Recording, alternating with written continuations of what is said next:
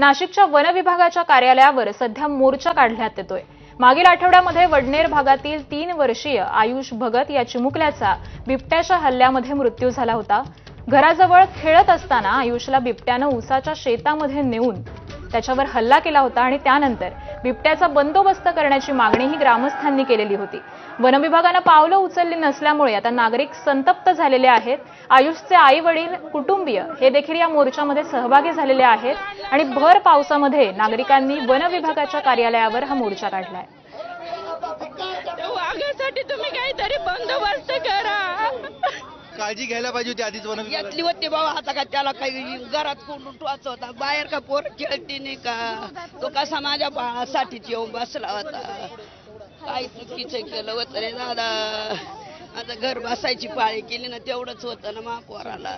गेल्या 13 दिवसापूर्वी 3 वर्ष आयुषचा बिबट्याने बळी घेतला।